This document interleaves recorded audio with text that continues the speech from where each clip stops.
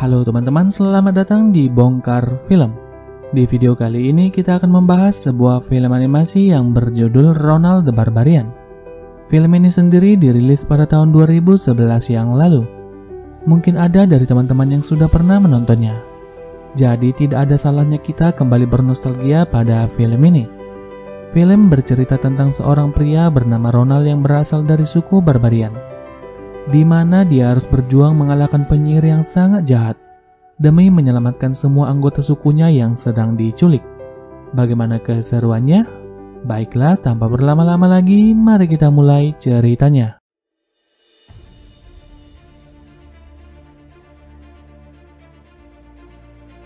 Dikisahkan pada zaman dahulu sekali dunia dikuasai oleh kegelapan. Ada satu makhluk jahat bernama Jal yang memimpin bangsa Jaki Darkness. Mereka kemudian menindas dan menjadikan manusia sebagai budaknya. Kemudian muncullah sang kesatria yang bernama Crane. Dia adalah kesatria dari segala kesatria. Dengan membawa pedang para dewa, dia kemudian membebaskan semua manusia yang ditindas. Dengan pedang itu juga Crane kemudian membunuh Jal sang iblis kegelapan itu sendiri. Tapi dengan harga yang sangat mahal. Sebuah tombak kemudian menembus dadanya dan mengalirkan darahnya selama 7 hari 7 malam. 100 kesatria kemudian meminum darahnya. Darah itu kemudian meningkatkan kekuatan dan kemampuan mereka semua. Namun ada seorang kesatria yang hanya kebagian setetes darah Crane, yang mana itu hanya bisa memperbesar dan memperkuat torpedonya saja. Crane yang melihat itu kemudian sangat bangga dengan mereka semua. Dia kemudian mati dengan tenang dan damai. Dan itulah asal mula dari suku Barbarian, putra dari Crane. Scene kemudian berganti. Bertahun-tahun pun sudah berlalu. Kita akan dibawa ke tempat suku Barbarian yang bertempat tinggal di sebuah benteng. Terlihat semua orang di sana memiliki tubuh yang sangat kekar dan sangat kuat. Itu berkat darah sang kesatria Crane yang diminum oleh leluhur mereka. Namun ada seorang pria yang bertubuh sangat kurus dan sangat ramping. Dia adalah Ronald, keturunan dari kesatria yang hanya kebagian setetes darah Crane. Karena berbeda dari yang lain, Ronald kerap dipandang sebelah mata oleh Barbarian yang lain. Namun walau begitu, sang paman yang merupakan ketua suku mereka selalu berusaha untuk melatih kemampuan Ronald dan selalu menyemangatinya. Suatu hari, seorang penjaga pos mereka melihat seseorang datang mendekat ke benteng mereka. Sang penjaga kemudian dengan cepat membunyikan trompet peringatan. Semua orang kemudian sangat panik dan langsung mengambil posisi berjaga-jaga dan juga memasang semua brigade pertahanan benteng mereka. Mereka berpikir kalau sebuah ancaman serius datang kepada mereka. Tapi ternyata yang datang hanyalah seorang pemusik jalanan biasa. Ronald kemudian berusaha menenangkan semua anggota Barbarian yang lain. Dia mengatakan kalau yang datang hanyalah pemusik yang ingin menghibur mereka dan bukanlah ancaman yang serius bagi mereka. Akhirnya sang ketua suku pun membiarkan pemusik itu masuk ke dalam benteng mereka. Pemusik itu juga membawa seorang asistennya yang bernama Alibert. Di malam harinya, para Barbarian kemudian mengadakan pesta yang dihibur oleh sang pemusik bersama dengan Alibert. Ada juga Ronald di antara mereka yang terlihat kurang nyaman berada di tempat itu. Dia hanya bisa melihat Gorax menggoda gadis-gadis di tempat itu dengan memamerkan krim sihir penghilang yang dapat membuat tubuhnya menghilang dan juga transparan. Sementara itu, di luar benteng mereka terlihat seseorang sedang mengintai benteng mereka dari kejauhan. Orang itu kemudian melaporkan apa yang dilihatnya kepada pemimpinnya yang bernama Pangeran Volkazar. Sedangkan itu, Ronald yang sudah tidak nyaman berada di pesta itu kemudian pergi menemui sang paman yang sedang menjaga benteng mereka di pos penjagaan. Ronald meminta untuk menggantikan pamannya berjaga-jaga. Sang paman kemudian mengingatkan Ronald untuk segera meniup trompet jika melihat sesuatu yang mencurigakan. Namun Ronald menghiraukan begitu saja perkataan pamannya. Dia mengatakan kalau semua akan baik-baik saja, karena bahkan sampai saat ini tak ada yang pernah menyerang mereka. Namun tampaknya hari itu adalah hari yang sangat sial bagi Ronald. Tak lama setelah sang paman pergi, Ronald sangat dikejutkan dengan sebuah pasukan perang yang sedang mendekat ke benteng mereka. Ternyata mereka adalah pasukan tempur Pangeran Volkazar yang tadi sudah mengintai mereka. Secepat mungkin Ronald langsung meniup trompet peringatan. Namun apa daya, trompet yang besarnya berkali lipat tubuhnya tak mengeluarkan suara sedikit pun. Sementara itu, pasukan Volkazar mulai melontarkan bola-bola api ke arah benteng mereka. Awalnya para barbarian berpikir kalau itu adalah kembang api yang memeriahkan pesta mereka. Namun tidak sampai bola api itu menghujam mereka satu persatu. Kepanikan pun terjadi di antara para barbarian.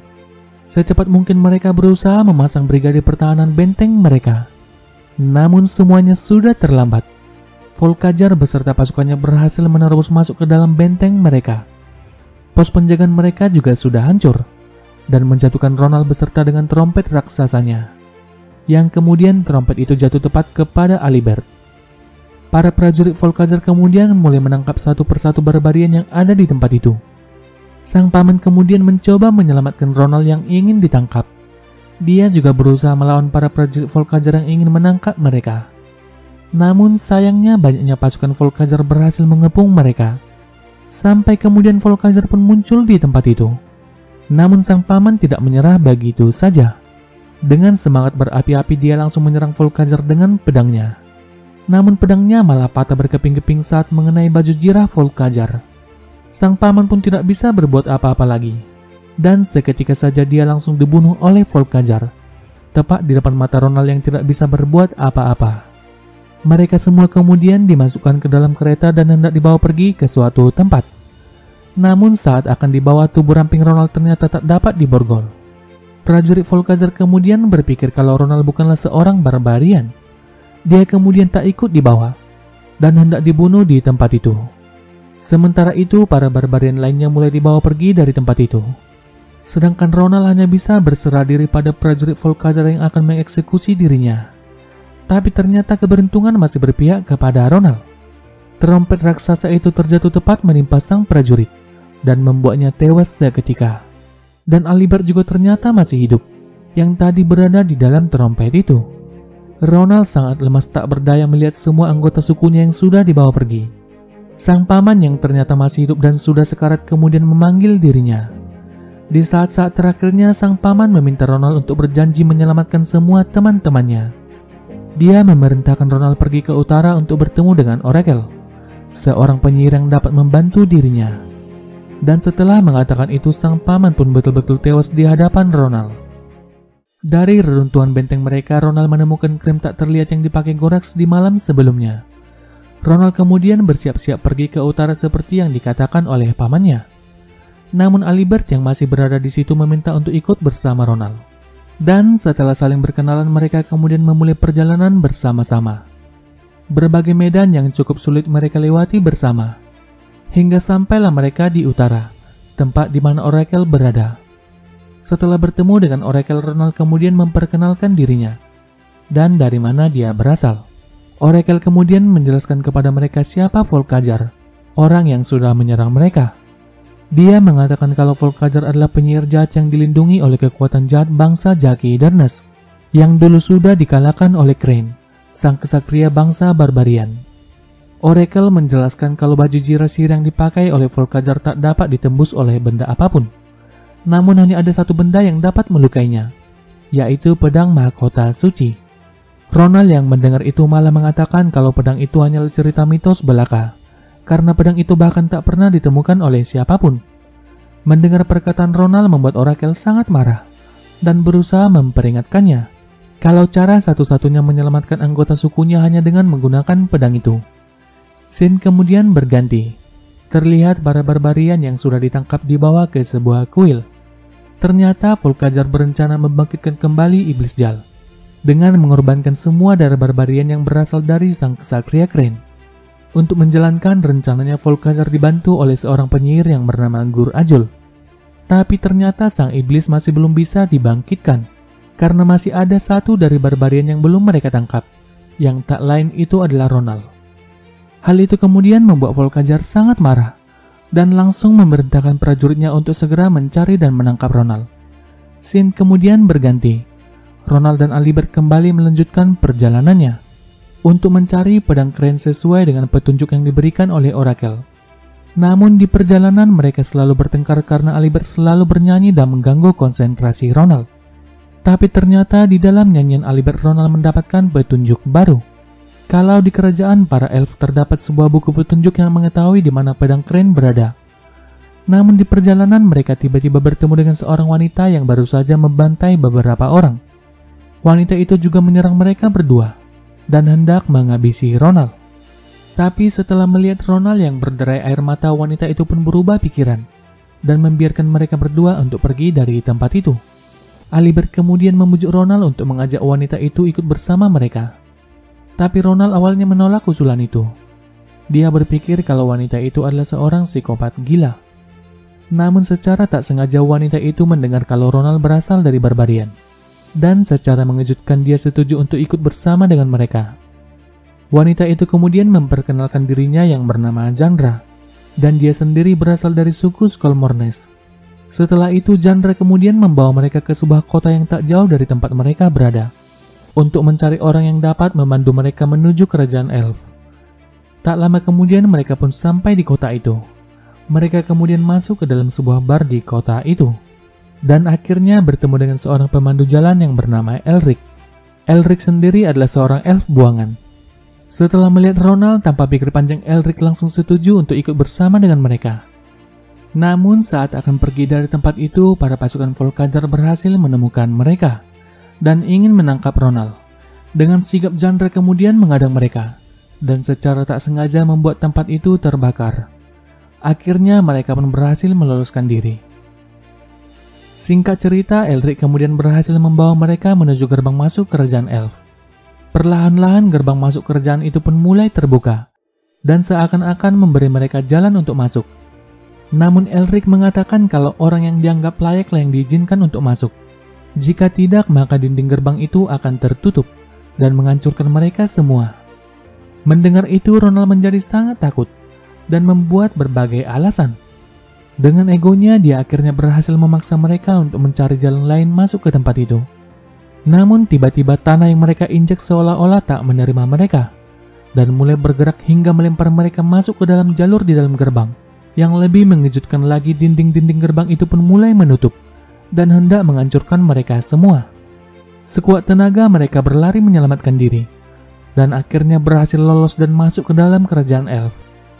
Kejadian itu pun lantas membuat Jandra sangat marah kepada Ronald dan memintanya untuk menyelesaikan masalah, bukannya menghindar layaknya seorang pengecut. Elric kemudian memperlihatkan kepada mereka kuil kebijaksanaan bangsa elf, di mana buku petunjuk lokasi pedang keren berada di sana. Tapi sayangnya tempat itu dijaga oleh dua pemanah yang memiliki mata setajam silet. Bahkan seekor tikus pun tak luput dari pandangan mereka. Ronald kemudian berusaha memutar otak untuk bisa masuk ke tempat itu. Bak seorang kesatria dengan lantang dia kemudian mengatakan kepada Jandra akan masuk ke tempat itu seorang diri. Dia kemudian memperlihatkan krim tak terlihat yang dibawanya kepada mereka semua. Namun sayangnya krim itu tak cukup untuk mengelesi semua bagian tubuhnya dan menyisakan torpedonya yang masih terlihat dan melayang-layang. Namun walau begitu Ronald tak patah semangat. Dia kemudian mulai berjalan masuk ke dalam kuil. Saat melewati kedua penjaga itu, Ronald hampir saja ketahuan. Tapi dia berhasil berkamuflase pada sebuah patung yang ada di tempat itu. Dan akhirnya dia pun berhasil melewati kedua penjaga itu. Dengan penuh perjuangan, Ronald kemudian memanjat masuk ke dalam kuil itu melalui sebuah jendela yang terbuka. Saat sampai di dalam, Ronald sangat panik melihat tempat itu yang sangat ramai dan terlihat seperti kantor percetakan pada masanya.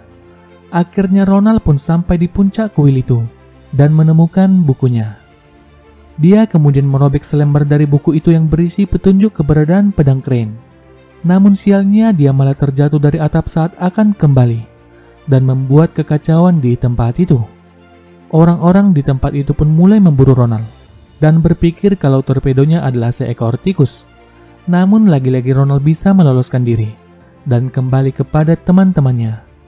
Elric kemudian mulai membaca dan menganalisa isi dari kertas petunjuk yang dibawa oleh Ronald, yang mana di kertas itu tertulis kalau pedang Crane terkubur di Gunung Keabadian, yang ternyata sangat dekat dengan tempat mereka berada saat ini.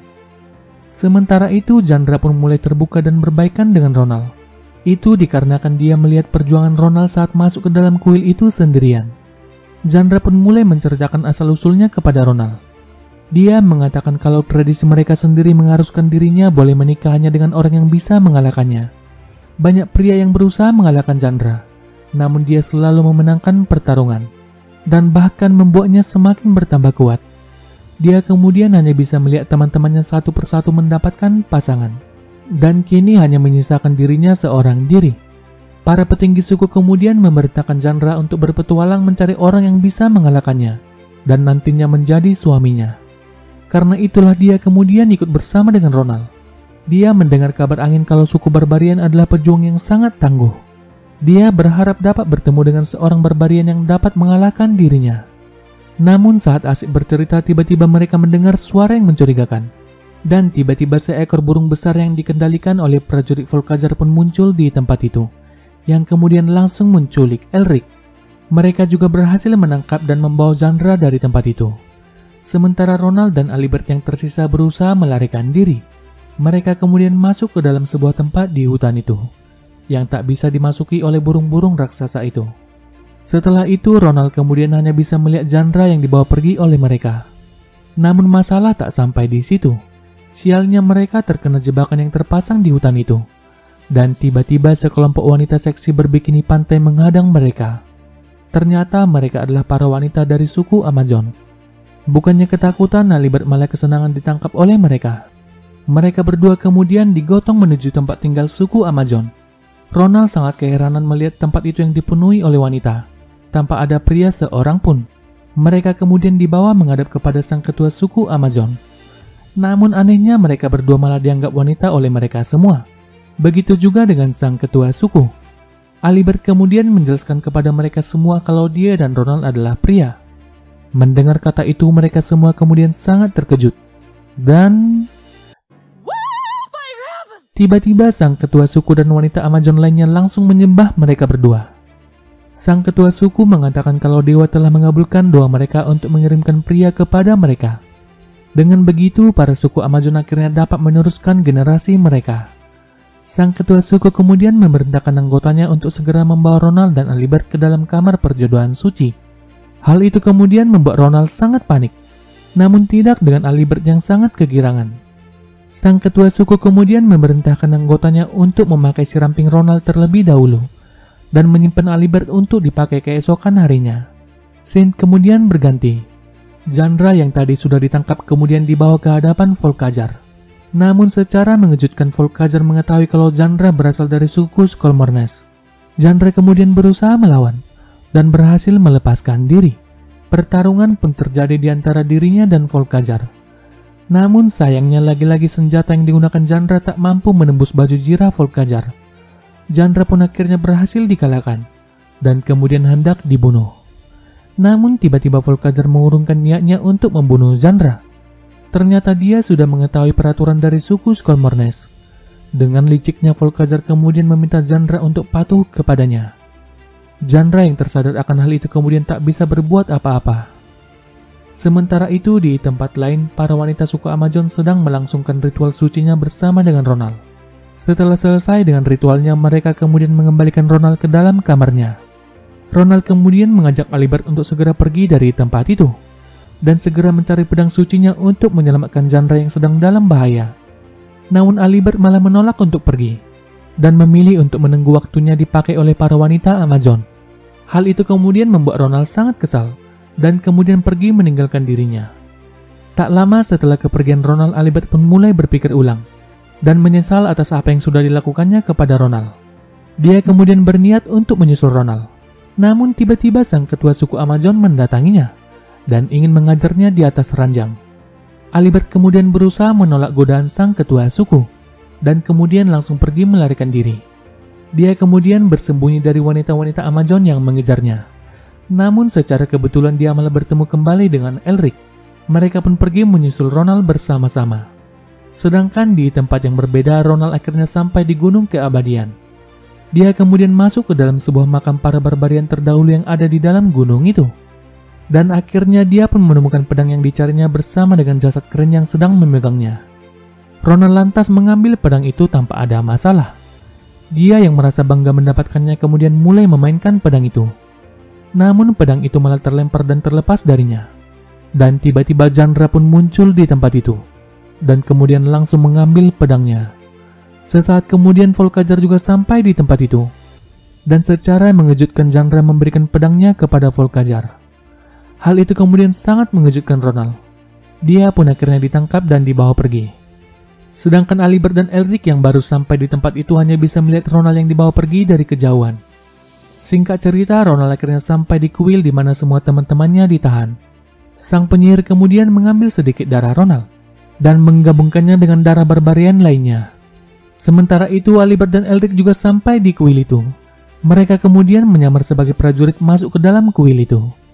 Saat di dalam, Alibert melihat Ronald yang sedang digiring menuju altar persembahan. Dia kemudian mendekati Ronald dengan berpura-pura menjadi pengawal dan bertanya di mana pedang Crane berada. Ronald kemudian memberitahukan di mana pedang itu disimpan.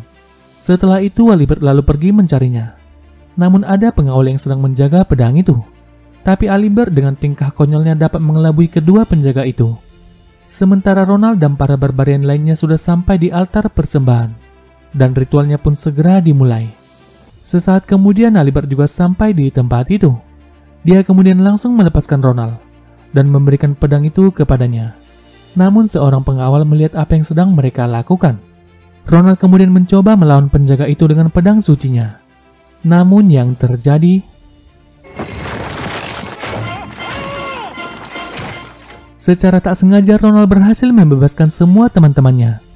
Para barbarian pun mulai bangkit dan melawan.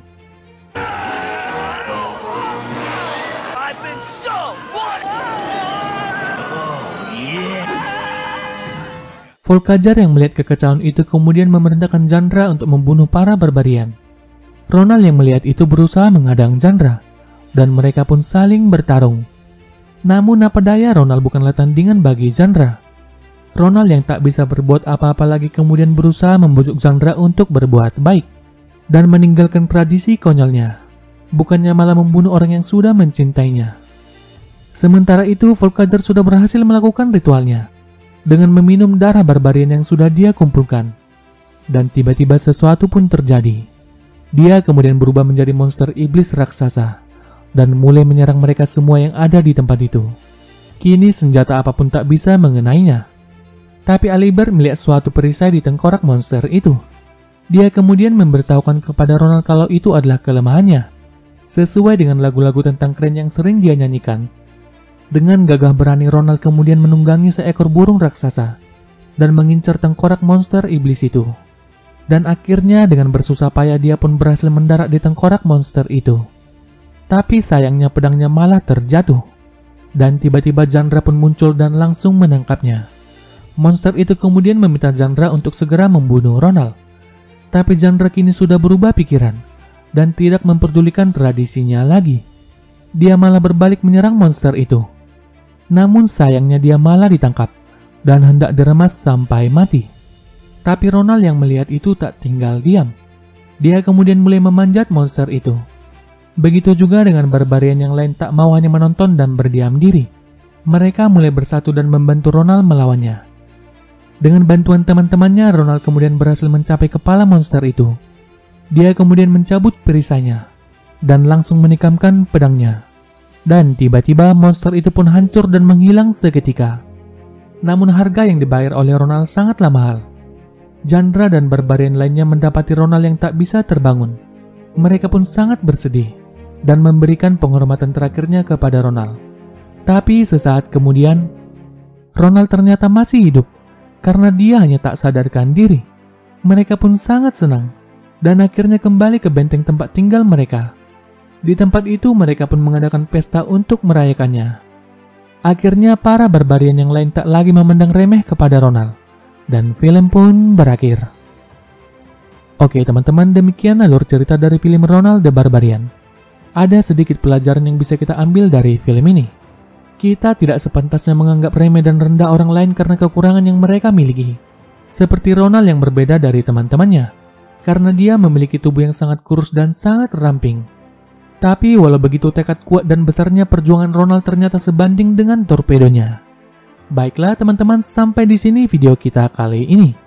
Kalau kalian suka dengan video ini, jangan lupa klik tombol subscribe dan juga notifikasinya.